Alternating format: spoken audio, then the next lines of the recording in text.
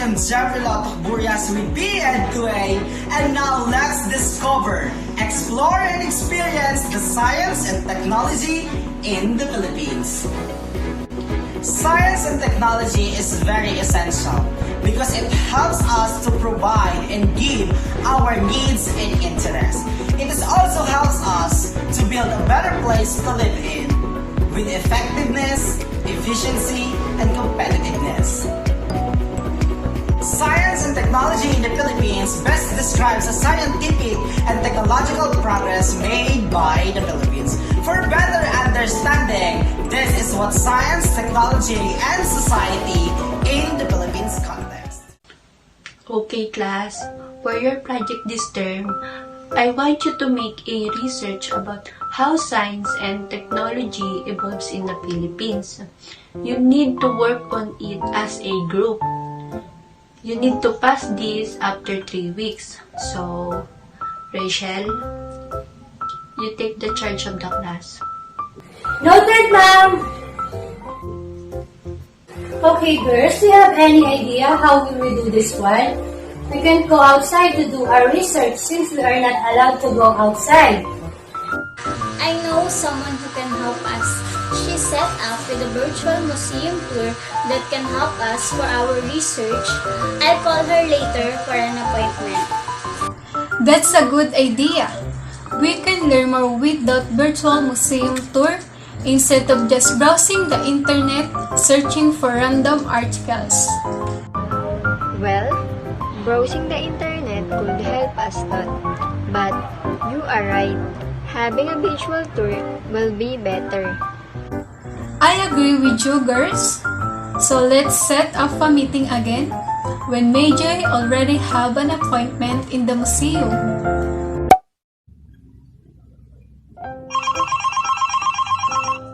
Oh.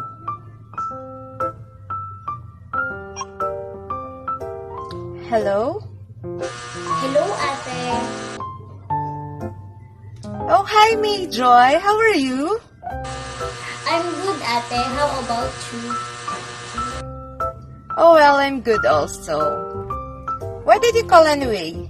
Do you have any problem or do you need anything? Actually, ate, I called to ask a favor. We have this project about science and technology evolution in the Philippines. I was just wondering if you can help us to set an appointment for the virtual tour in the museum. Oh, you're just right in time. There's an available schedule the day after tomorrow. If you want, I can put your class on that slot. Do you want to grab it? Sure, ate. We'll get that. Okay, I'll put you on that schedule. Okay, see you. Thanks a lot, ate. Okay, no worries. Bye-bye.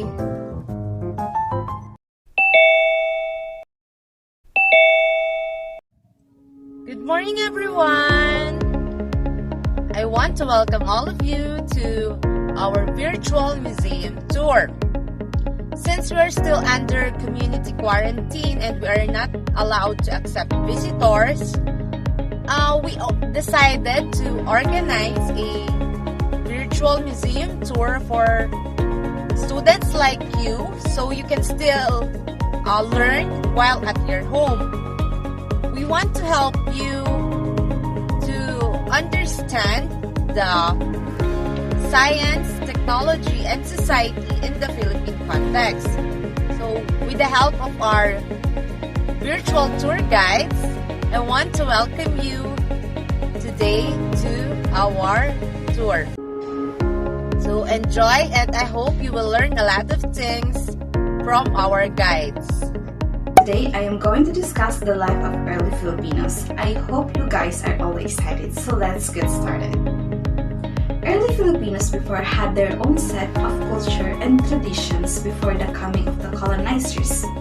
Their own system of beliefs and indigenous knowledge helped them to survive in communities for many years. The scientific knowledge of early Filipino people before the pre-Hispanic time were incorporated already to their way of life, such as planting crops, hunting wild animals to provide them food, as well as taking care of animals to help them in their daily task and for their food production. And that would be all. I hope you guys learned something from my discussion.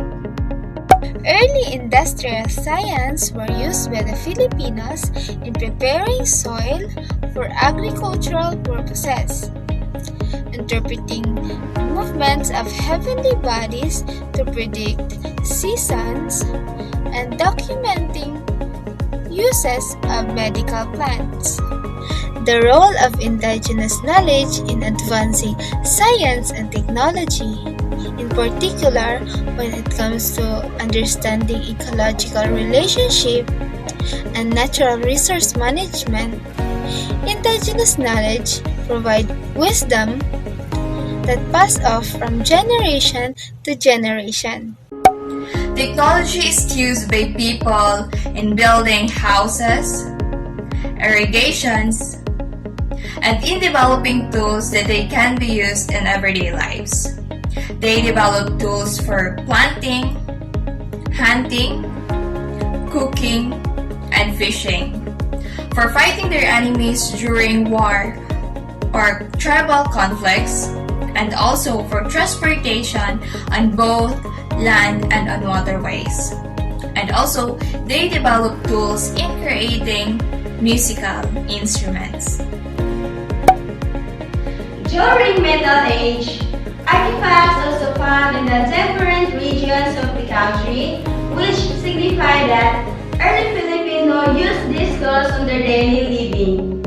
The sophisticated designs of gold, silver jewelry, ceramics, and metal tools prove that their technological ideas help in the development of different tools. Also, trading with China, Indonesia, Japan have influenced their lives by providing different opportunities for cultural and technological exchange. All these ancient practices in science and technology are considered now as indigenous to science or folk science. Now I would be discussing you all about the Spanish era that is related to the science technology in the Philippine society. Before the Spaniards colonized the Philippines, they have their own culture and way of living. In education, they have their own system, but they didn't have an organized system of education. There was no direct instruction, there was no direct teaching, there was no formal method of instruction. So the Spaniards has influences the 3 Rs, which stands for reading, writing, and religion. So when the Spaniards colonized the Philippines, they began to introduce the concept of the subjects and disciplines to the people.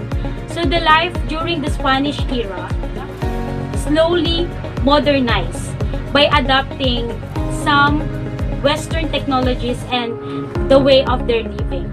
So the Filipinos develops their ways to replicate the technology brought by the Spaniards. The galleon trade has an additional technology and developed in the Philippines.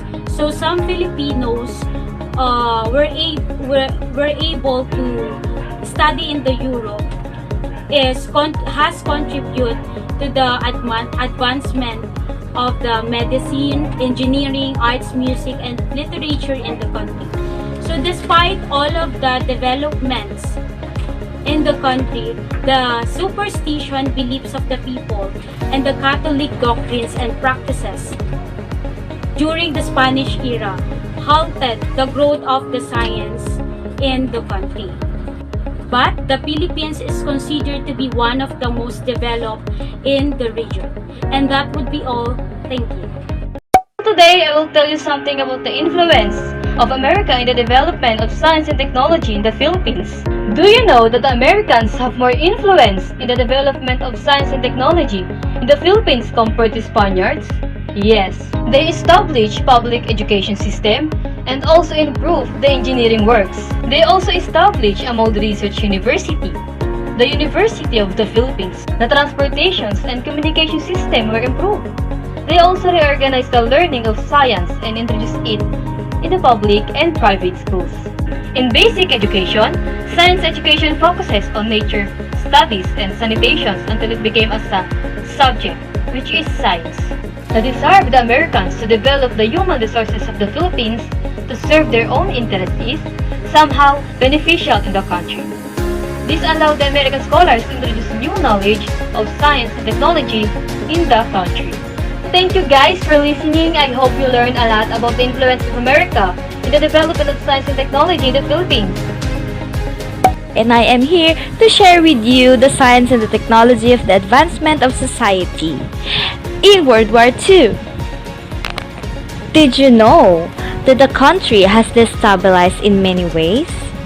Institutions and public facilities were turned into ashes, houses were burned, and many lives were destroyed.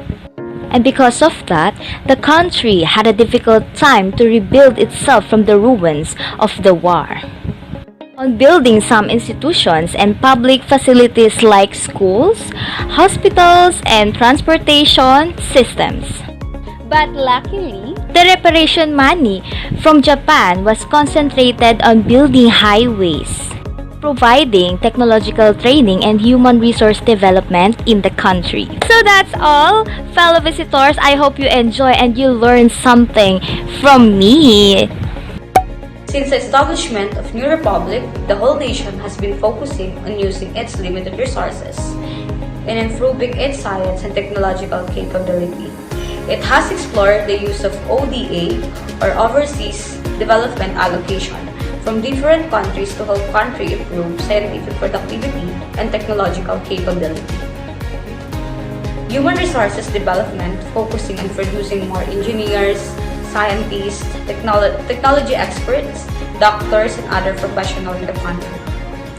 The development of science and technology in the Philippines, based on its brief history, it is shaped by several factors and influences.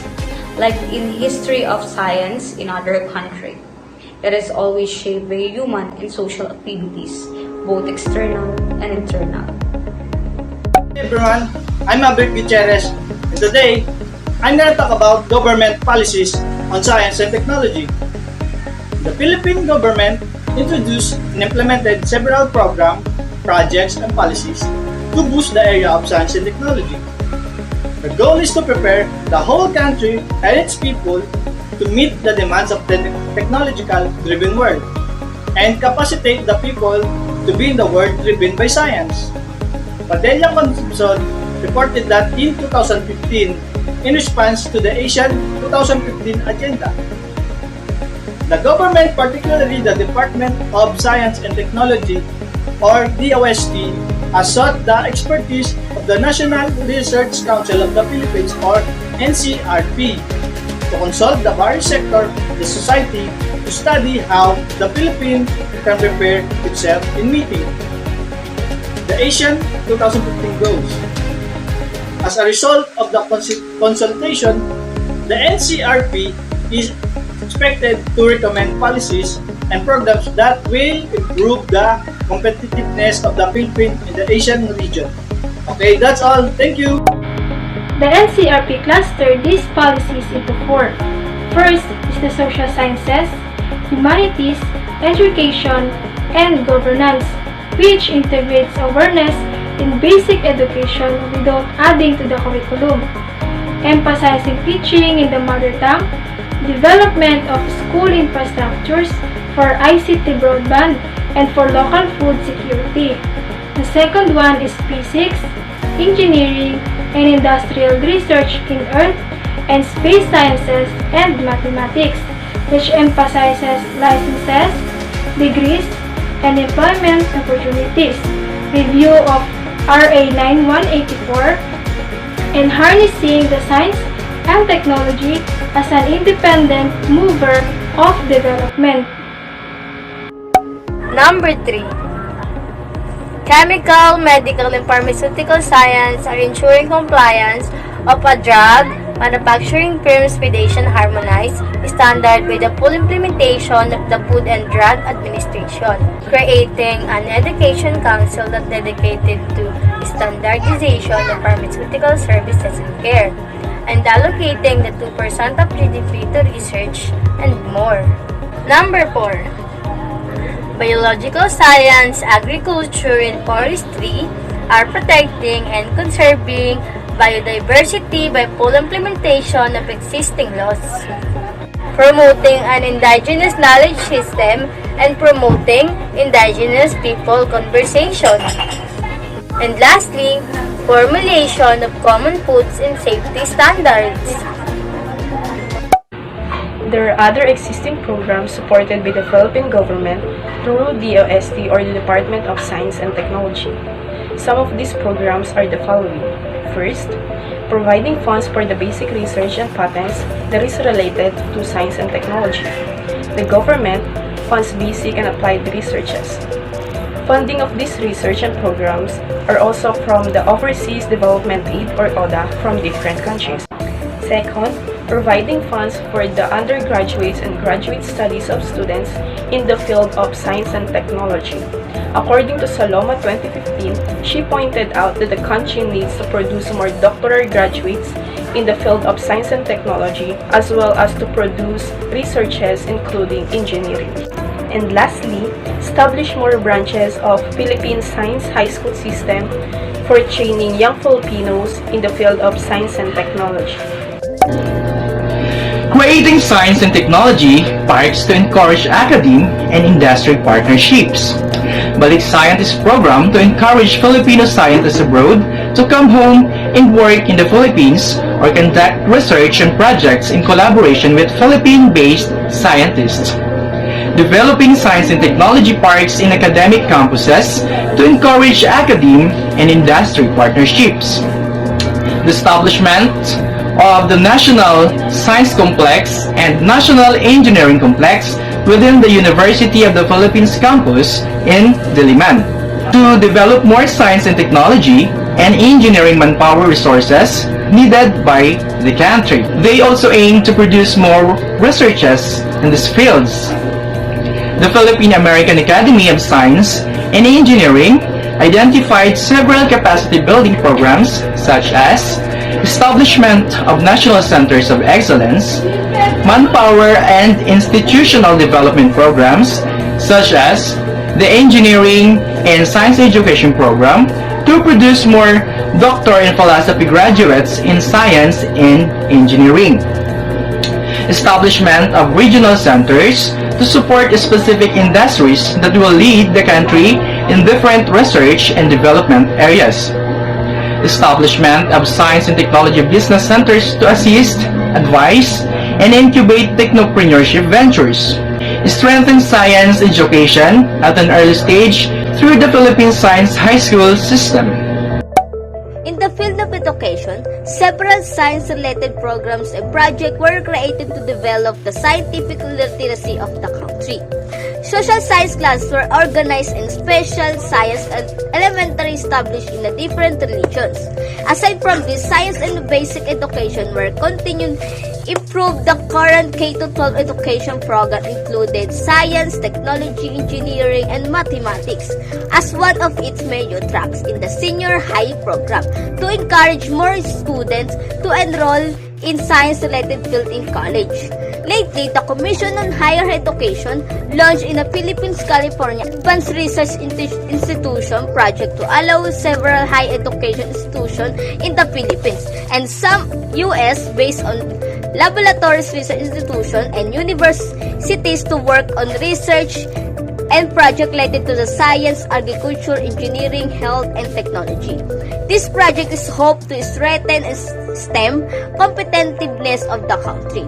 These are many other areas and fields that the country is looking forward to embark various research and projects. The following are some of them. 1. Use of alternative and safe energy.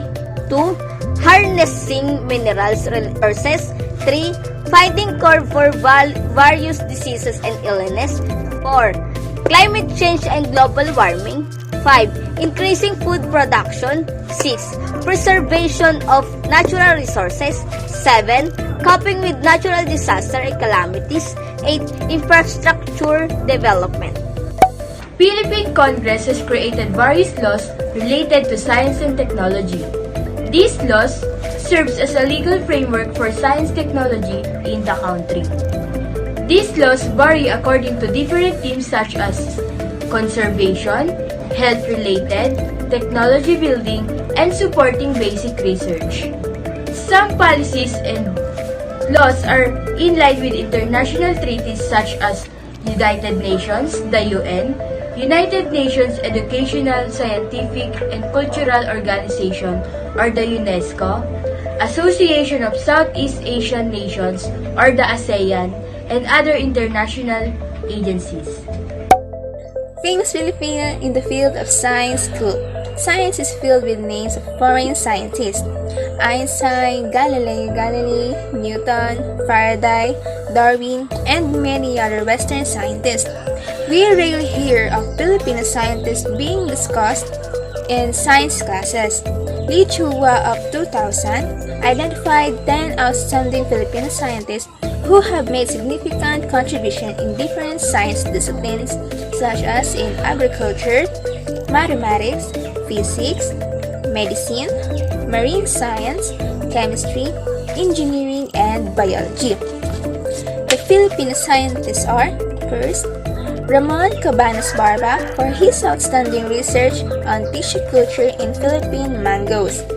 Next, Josepino Cacas Comiso for his works on observing the characteristics of Antarctica by using satellite images. Next is Jose Behar Cruz Jr., known internationally in the field of electrical engineering. He was also elected as officer of the famous Institute of Electrical and Electronic Engineering. Next, Lourdes Chunsui Cruz, notable for her research on seasonal venom. Next, Fabian Millar Dairit for his research on herbal medicine. Next, Rafael Duneres Guerrero III for his research on tilapia culture. There are other outstanding Filipino scientists who are recognized here and abroad for their outstanding contributions in science. And yet, the Philippines still need more scientists and engineers, and also there is a need to support scientific research in the country.